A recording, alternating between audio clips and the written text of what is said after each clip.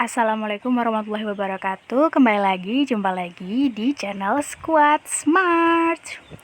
Oke, bagi kalian yang masih baru datang banget di Squad Smart, aku ucapkan selamat datang. Dan bagi kalian yang udah subscribe channel Squad Smart, aku bilang selamat datang kembali di channel Squad Smart.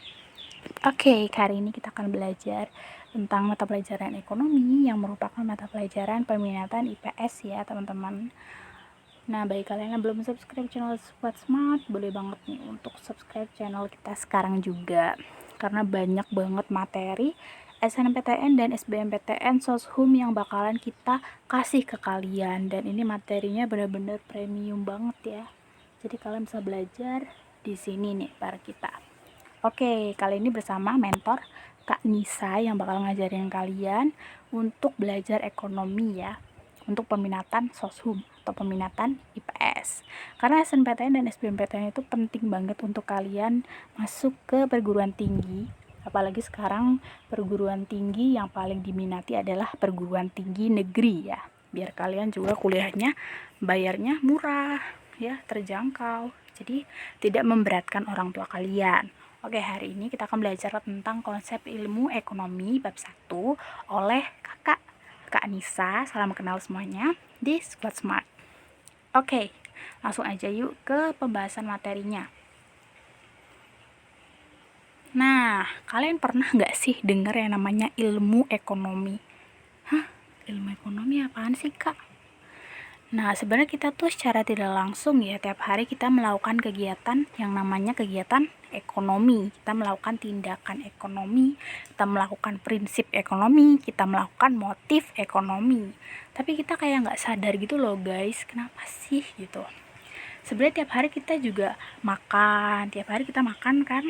Terus kalau kalian ada yang jualan gitu, misalnya ibu, bapak kalian jualan, kita juga melakukan kegiatan ekonomi. Jadi kegiatan ekonomi itu sangat erat bagi hidup kita. Jadi tidak bisa dipisahkan gitu. Kayak kamu sama dia gitu kan, asik. Udah gak usah dibawa sepandang aja ya, kita happy, asik belajar sama Squad Smart. Karena Squad Smart sendiri memang mengusung belajar happy atau be study, be happy. Jadi dengan kalian belajar, kalian pasti happy. Oke, langsung aja ke materinya. Yang pertama adalah pengertian ilmu ekonomi. Udah tahu belum kalau ilmu ekonomi adalah ilmu yang mempelajari perilaku manusia dalam memilih dan menciptakan kemakmuran serta mengelola sumber daya yang terbatas. Ya, jadi menciptakan kemakmuran itu gimana sih, Kak? Nah, kalau misalnya kalian melakukan kegiatan ekonomi, kalian puas gak sih gitu? Ya kan? Menciptakan kemakmuran. Tiap hari kan kalian melakukan kegiatan ekonomi ya, apalagi yang dikhususkan yang jualan gitu, karena bakal menciptakan kemakmuran. Kok bisa menciptakan kemakmuran? Karena kan mereka jualan terus dapat uang. Nah, uangnya itu untuk memenuhi kebutuhan sehari-hari itu, serta mengelola sumber daya yang terbatas. Sumber daya yang terbatas yang dimaksud itu gimana sih? Nah, misalnya sumber daya yang terbatas itu sumber daya yang setiap hari kita gunakan gitu loh. Misalnya kayak minyak bumi gitu, minyak bumi atau bensin, itu kan sumber daya terbatas ya. Jadi kita harus bisa mengelola dengan seefisien mungkin agar sumber daya itu bisa digunakan lagi gitu loh untuk manusia. Begitu. Nah, ini ada pengertian ilmu ekonomi menurut para ahli. Yang pertama ada ahli Adam Smith, yang kedua J.B. Tsai, yang ketiga J.S. Mill. Sebenarnya masih banyak lagi pengertian ilmu ekonomi menurut para ahli ya, cuman kita akan bahas cuman 3 ini aja. Kalau kalian bisa kepo nih pengertian para ahli yang lain tuh siapa aja sih, kalian bisa search di internet itu ya tentang pengertian para ahli. Cuman yang kita bahas di sini adalah 3. Soalnya nanti kalau kebanyakan durasi videonya akan terlalu panjang untuk kalian dan kalian mungkin akan merasa bosan. Tuh. Yang pertama menurut Adam Smith. Adam Smith itu berpendapat kalau ekonomi adalah penyidikan tentang keadaan dan sebab adanya kekayaan negara. Kekayaan negara gimana ya? Kekayaan negara. Ya pokoknya penyidikan tentang keadaan. Itu loh. Keadaan apa sih? Sebab adanya kekayaan negara. Emang kekayaan negara tuh berasal dari mana sih? Dari rakyatnya dong. Rakyatnya yang melakukan kegiatan ekonomi gitu. Yang nomor 2 dari J.B. Tsai, ini juga berpendapat atau beropini tentang ekonomi adalah suatu kajian tentang peraturan yang bisa menentukan kekayaan. Jadi peraturan apa sih yang bisa menentukan kekayaan? Jadi kayak yang jualan tadi gitu loh. Yang ketiga ada J.S. Mill, ekonomi adalah ilmu praktis tentang produksi dan distribusi kekayaan. Tuh, produksi dan distribusi kekayaan. Ya, lanjut. Nah, ini nih yang ditunggu-tunggu nih. Yang nomor 2 adalah pembagian ilmu ekonomi. Udah tahu belum kalau ilmu ekonomi terbagi menjadi 3 nih. Nih, bulet-buletnya kan ada 3 ya. Ada 1, 2, 3. Yang pertama adalah ilmu ekonomi deskriptif, yang kedua teori ekonomi, yang ketiga ekonomi terapan. Ekonomi deskriptif, kalau dari namanya sih kayak mengingatkan tentang bahasa Indonesia ya, teks deskriptif. Nah, sama kayak ilmu ekonomi deskriptif ini. Jadi ilmu ekonomi deskriptif itu rinci gitu ya, perincian ekonomi atau analisis ekonomi. Gimana sih ekonomi itu? Jadi kita benar-benar menganalisis ekonomi yang sebenarnya gitu, berdasarkan keadaan ekonomi sebenarnya. Jadi yang ada di lapangan itu gimana sih ekonominya? Contohnya apa Kak? Contohnya ekonomi Indonesia tahun 2010 gitu. Kan harus ada analisis ekonomi dan ekonomi deskriptifnya. Misalnya ekonomi Indonesia tahun berapa? 2000 misalnya yang terbaru gitu ya, 2020 atau 2019 pas awal-awal corona menjadi penurunan. Karena apa nih? Karena pandemi Covid, sehingga terjadi banyak pengangguran dan akhirnya daya beli masyarakat akan berkurang begitu. Yang nomor 2, teori ekonomi. Teori ekonomi ini masih dibagi lagi menjadi ekonomi mikro dan ekonomi makro. Di mana mikro itu adalah perusahaan dan makro itu nasional dan internasional. Ini lupa dikasih ya internasionalnya. Jadi mikro itu contohnya kayak, jadi ekonomi mikro dan makro ini saling berkaitan ya. Tuh, istilahnya kalau kalian itu di hutan lah ya misalnya, bukan di hutan sih, istilahnya tuh kayak kalian di sekolah ya, di sekolah itu kan banyak kelas ya pastinya, kelas 10, kelas 11, kelas 12 gitu ya. Nah, yang per kelas itu dinamakan dengan mikro. Nah, kalau yang makro itu satu sekolah atau seluruh sekolah itu dinamakan makro. Ya, contohnya kayak gitu. Jadi kalau diumpamakan nih, mikro itu contohnya per kelas, tapi kalau makro itu contohnya per sekolah ya, atau per internasional atau sekolah-sekolah SMA yang ada di Indonesia. Itu nasional ya. Nah, contohnya apa sih kalau mikro? Kalau mikro tuh perusahaan, misalnya tentang daya beli konsumen gitu, atau tentang kebutuhan rumah tangga yang dialami oleh bu siapa, keluarga siapa, misal keluarga Bima atau siapa gitu ya. Kalau makro itu contohnya apa?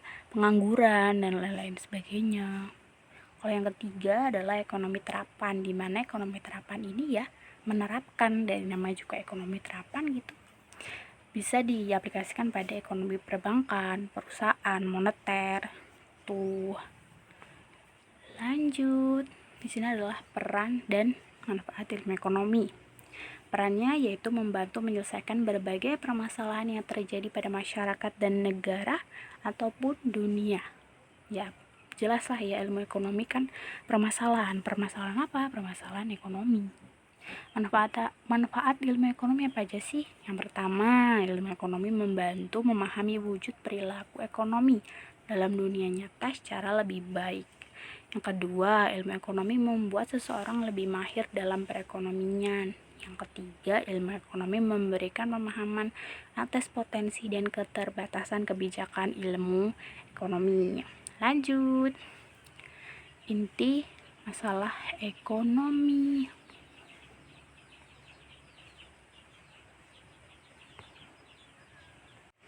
Lanjut, ada inti masalah ekonomi. Di masalah ekonomi apa aja sih? Yang pertama, kebutuhan manusia. Kebutuhan manusia itu ya banyak ya. Butuh namanya juga kebutuhan manusia, mulai dari kebutuhan primer, sekunder, tersier, atau kebutuhan jasmani, rohani, kebutuhan akan datang, kebutuhan masa kini, dan lain-lain. Kalian bisa cari di internet macam-macam kebutuhan manusia dan apa aja sih faktor yang membuat kebutuhan manusia ini berubah-ubah, atau faktor kebutuhan yang menentukan kebutuhan manusia. Misalnya faktor lingkungan, sumber pendapatan, dan lain-lain ya. Yang kedua adalah alat pemuas kebutuhan. Kalau ini jelas. Alat pemuas kebutuhan apa aja sih, Kak? Yuk kita bahas. Jadi alat pemuas kebutuhan itu biasanya ada barang ekonomi. Barang ekonomi itu kalau kalian beli harus pakai duit gitu ya, nggak pakai godong, nggak pakai daun gitu. Terus yang kedua ada barang lilit. Barang lilit itu barang yang dibutuhkan tapi dalam jumlah yang banyak sehingga menyebabkan kerugian atau bencana alam. Misalnya air kalau terlalu banyak bisa menyebabkan banjir. Angin kalau kebanyakan bisa menyebabkan puting beliung. Ada lagi barang bebas, ada barang substitusi, barang komplementer, dan lain-lain. Yang ketiga, kelangkaan sumber ekonomi dan cara mengatasinya. Biasanya kalau kayak gini tuh kelangkaannya tuh di mana? Misal kelangkaan air, ya kan? Kelangkaan air. Terus cara mengatasinya gimana sih? Biasanya kalau yang nomor 3 ini lebih condong ke biaya peluang ya. Misalnya kalau biaya peluang itu tentang biaya pengorbanan. Misalnya kamu beli bolpen nih atau beli pensil, kamu lebih memilih beli pensil daripada beli bolpen. Nah, yang biaya peluang yang kan kamu korbankan itu yang beli bolpen itu. Padahal beli bolpen kan lebih menguntungkan ya daripada beli pensil. Kalau beli bolpen kan tintanya lebih pekat gitu kalau untuk nulis gitu ya. Lanjut, tindakan, prinsip, dan motif ekonomi bagi menjadi 3. Kalau tindakan, contohnya gimana sih tindakan, ya kan? Tindakan itu contohnya ya, tindakan ekonomi yang dilakukan oleh produsen, konsumen, distributor gitu ya. Produksi, misalnya tindakan ekonomi produksi apaan aja sih? Tindakan ekonomi produksi yang memproduksi barang dalam jumlah banyak. Terus tindakan konsumsi yang menghabiskan suatu barang atau menghabiskan nilai guna suatu barang. Kalau distribusi itu menyalurkan barang ke tangan konsumen gitu. Terus yang kedua adalah prinsip ekonomi. Prinsip ekonomi ini bisa disebut juga sebagai tindakan ekonomi rasional. Tindakan ekonomi rasional ini adalah tindakan ekonomi yang menguntungkan bagi produsen, konsumen, dan distributor. Nah, biasanya tindakan ekonomi rasional ini kan tindakan ekonomi yang menguntungkan nih. Jadi produsen seminimal mungkin, konsumen juga seminimal mungkin mengeluarkan uang untuk mendapatkan hasil yang sebanyak-banyaknya dan mendapatkan hasil yang berkualitas gitu ya. Jadi modalnya sedikit, untungnya banyak, bisa diartikan seperti itu. Yang nomor 3 adalah motif ekonomi. Itu adalah alasan melakukan tindakan ekonomi. Kenapa sih kalian harus beli ini? Kenapa sih kalian harus jual ini? Gitu. Misalnya kalau kalian beli ya, misalnya kalian beli suatu barang, beli iPhone 13 yang baru launching. Berarti alasan tindakan ekonomi kalian apa? Motif apa? Motif penghargaan. Karena pasti teman kalian pasti tanya, iya HP-nya iPhone gitu kan. Jadi ada motif penghargaan yang ada di situ. Jadi kalian merasa dihargai gitu. Kan bakal dihargai sama temen gitu kan ya. Contoh lain, motif memperoleh kekuasaan, memperoleh kedudukan, memperoleh kekuasaan. Contohnya ketua RT ya. Kalau misalnya ketua RT lagi ingin pemilihan gitu, jadi motif ekonomi yang dilakukan adalah memperoleh kekuasaan. Contoh yang lain kalian bisa lihat di internet ya. Ini hanya secara garis besarnya aja, cuman ini lengkap banget kok. Lanjut adalah yang terakhir, itu adalah ilmu ekonomi syariah. Wah, kalau dengar kata syariah pasti islami banget nih ya. Contoh ilmu ekonomi syariah gimana sih penerapannya? Contohnya ya bank syariah gitu ya. Bank yang memang didasari dengan nilai-nilai Islami tanpa riba dan adanya zakat. Kalau dari pengertiannya sendiri apa sih? Jadi pengertian ekonomi syariah adalah ilmu yang mempelajari perilaku ekonomi yang diatur berdasarkan syariat Islam. Yang nomor 2, tujuan dan prinsip ekonomi syariah. Tujuannya adalah falah. Falah itu adalah sukses dunia akhirat. Jadi kita nggak cuma mengejar dunia aja nih, kita juga mengejar akhirat, dimana nanti kita bisa mendapatkan pahala dan kehidupan yang abadi di surga. Prinsip ekonomi syariah ada tauhid, khalifah, dan keadilan. Tauhid ini mengesahkan Allah, khalifah ini kita sebagai manusianya, dan keadilan itu adalah adil, merata bagi seluruh masyarakat yang beragama Islam. Yang nomor 3 adalah karakteristik ekonomi syariah. Biasanya ekonomi syariah tuh ciri-cirinya gimana sih? Karakteristiknya bagaimana sih? Jadi harta milik Allah, manusia sebagai khalifah. Ekonomi terkait akidah, syariat, dan moral. Keseimbangan kepentingan, adanya zakat, pelarangan riba, dan petunjuk investasi. Nah, pelarangan riba ini sangat populer nih kalau di ilmu ekonomi syariah. Kalau riba kan berarti kan keuntungan gitu ya. Ya seperti itu. Nah, jadi itu adalah yang kita pelajari nih dalam bab 1 konsep ilmu ekonomi. Kita udah selesai nih buat belajar konsep ilmu ekonomi. Terima kasih telah menonton video Squad Smart. Semoga kalian bisa paham dan bisa SNPTN dan SBMPTN gitu ya. Bagi teman-teman kalian gitu yang mau diajakin buat les online gratis di YouTube Squad Smart ya. Kita hanya membahas materi soshum, ekonomi, sosiologi, geografi, dan masih banyak lagi. Pokoknya stay tune terus di YouTube-nya Squad Smart. Jangan lupa untuk subscribe, like, komen, dan share ke teman-teman kalian yang SMA nih, apalagi yang kelas 10, 11, 12, semuanya di-share. Oke? Terima kasih. Wassalamualaikum warahmatullahi wabarakatuh. Dadah Squad.